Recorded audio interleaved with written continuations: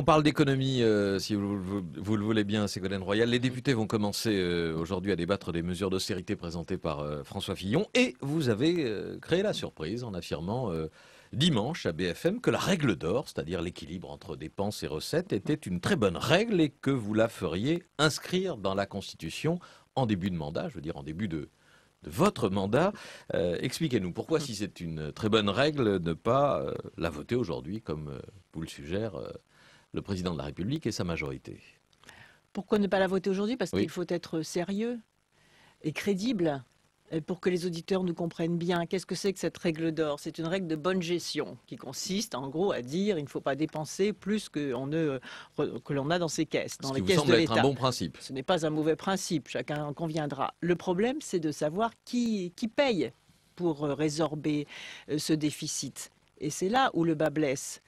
Car entre le fait d'avoir fait des cadeaux fiscaux aux plus riches pendant 5 ans et d'avoir doublé le déficit, et aujourd'hui de venir raconter aux Français qu'en inscrivant un texte dans la Constitution, on va régler miraculeusement le problème, je pense que l'on n'a pas à participer à cet effet d'annonce derrière lequel il n'y a aucune décision crédible et surtout derrière lequel il y a des décisions très injustes. En somme, vous Et n'avez donc, pas envie de participer à un consensus avec Nicolas Sarkozy et sa majorité ce n'est sur pas un cette question. consensus. Je n'ai pas envie de participer à un mensonge public, une fois de plus, à des effets d'annonce, une fois de plus, dont les Français sont fatigués, et à la mise en place, à la consolidation d'une action politique extrêmement injuste, puisque vous le savez même, dans les décisions là, qui sont envisagées, les grandes fortunes ne vont contribuer qu'à hauteur de 200 millions d'euros, alors qu'elles ont mis dans leur poche, grâce au bouclier fiscal, 2,6 milliards d'euros. Donc je dis par exemple,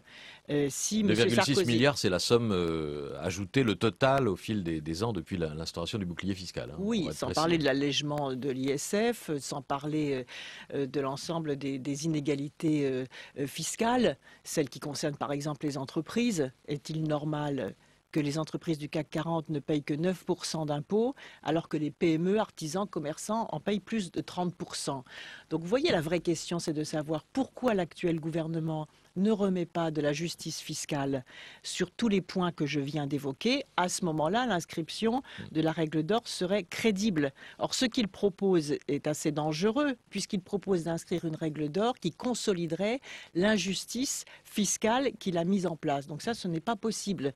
Inscrire une règle d'or, c'est un principe, mais ce qui est très important politiquement, c'est de dire qui va payer. Et en voilà assez de faire toujours payer les mêmes, c'est-à-dire les revenus moyens et les revenus modestes, pendant que les grandes fortunes sont encore à l'abri des mesures de justice fiscale. Et quand les socialistes, quand la gauche viendra, je l'espère, aux responsabilités en 2012, en effet, ce que je propose, c'est d'inscrire la règle d'or dans la Constitution, c'est-à-dire un principe de bonne gestion, mais avec un débat démocratique au Parlement qui dira qui paye quoi et comment sur la durée des 5 ans, et comment on relance aussi l'activité économique, parce qu'il y a les deux piliers à tenir fermement pour faire en sorte que le déficit se résorbe ainsi que la dette. Un principe accepté par les socialistes, et c'est une forme de révolution. Les socialistes qui disent maintenant il faut désendetter la France, il faut réduire les déficits. Ça n'était pas forcément le cas auparavant. Vous ne faites pas partie ou plus partie, Ségolène Royal, de ceux qui dénoncent le diktat des marchés, comme aujourd'hui, par exemple. Aujourd'hui même, les syndicats espagnols face au gouvernement socialiste de M. Zapatero qui a fait adopter la règle d'or. Les syndicats espagnols sont dans la rue pour dénoncer cette règle d'or. Mais ils ont raison. Ils ont raison, puisque parallèlement... en Espagne, mais pas... Parallèlement, on ne peut pas isoler une politique fiscale, une politique budgétaire, de la mise en place d'autres règles du jeu concernant le système bancaire.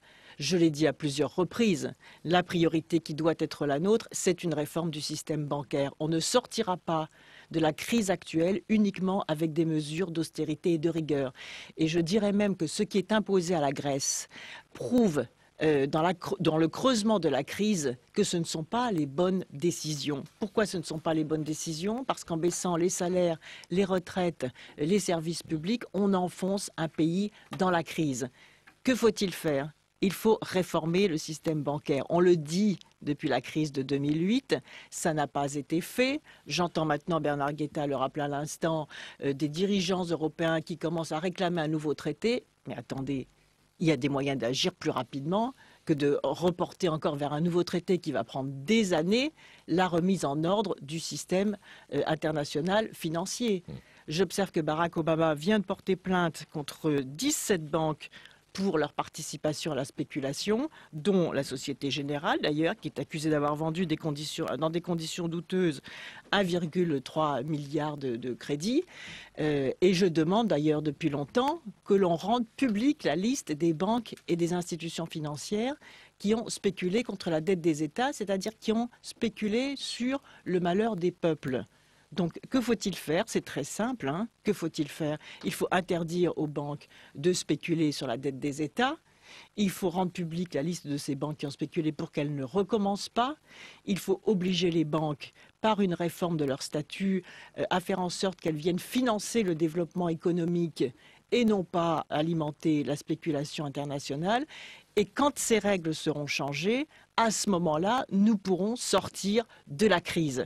Voilà les mesures d'urgence qu'il faut prendre. Et moi, j'attends des dirigeants européens qu'ils se réunissent à nouveau et qu'ils se mettent en conclave et qu'ils ne sortent pas de cette réunion sans avoir mis en place les nouvelles règles du jeu.